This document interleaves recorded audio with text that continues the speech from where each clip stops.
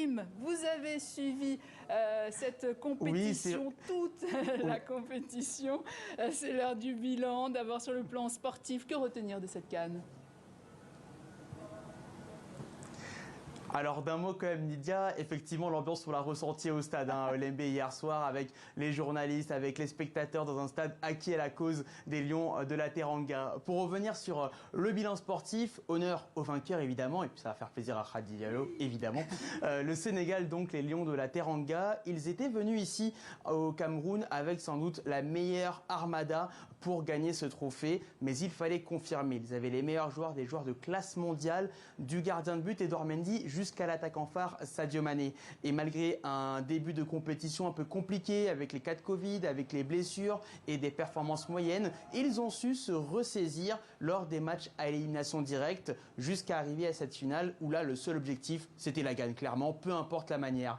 On peut retenir également de cette CAN l'Égypte, vaincue plutôt hier lors de la finale, mais auteur d'un très beau parcours. Les pharaons de Mohamed Salah ont su résister grâce à une défense incroyable. Ils ont été 4 fois en prolongation, dont 3 fois jusqu'à la séance de tir au but. Et l'un des hommes clés de cette équipe, c'était le gardien, ou plutôt les gardiens, le titulaire, puis le remplaçant Gabarski qui est arrivé à partir du quart de finale face au Maroc. L'Égypte très solide, au contraire du Cameroun qui s'est un peu délité lorsque la route s'est élevée, le pays organisateur décevant lors de la demi-finale et qui doit se contenter de la 3e place au prix d'un effort surhumain pour revenir sur le Burkina Faso lors du match de classement. Et justement, parlons de l'organisation. Karim, peut-on parler d'une CAN réussie sur ce point-là ?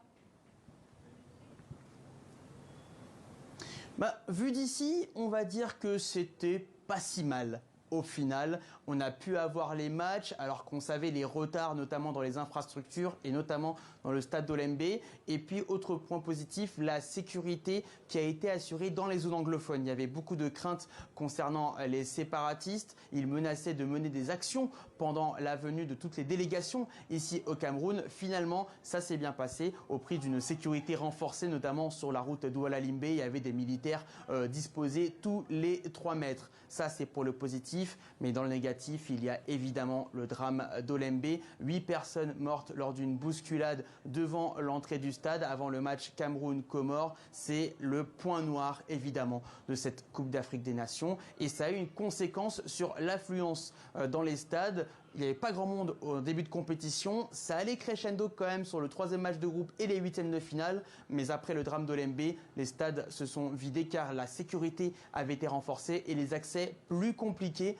Un exemple de ça, Cameroun, Égypte, demi-finale de la CAN avec le pays organisateur et le stade était rempli à moitié seulement. Autre point noir de l'organisation, le calendrier également avec des matchs en simultané dès le début, 4 matchs par jour parfois, pas facile pour tout suivre. Et puis les glissements de calendrier, les déplacements de matchs, notamment le quart de finale et la demi-finale qui devaient se dérouler à Douala et qui ont été rapatriés en toute dernière minute à Yaoundé. Honnêtement, on n'avait jamais vu ça. La cause, sans doute, car il n'y a pas eu d'explication officielle, c'est l'état du terrain qui laissait à désirer selon de nombreux sélectionneurs. Voilà pour ces petits problèmes de la Coupe d'Afrique des Nations, certains gros malheureusement. En tout cas, on espère une chose, c'est que cela se déroulera mieux du côté de la Côte d'Ivoire. Rendez-vous dans un peu moins d'1 an et demi, ça va vite arriver, pour la 34e édition de la Coupe d'Afrique des Nations.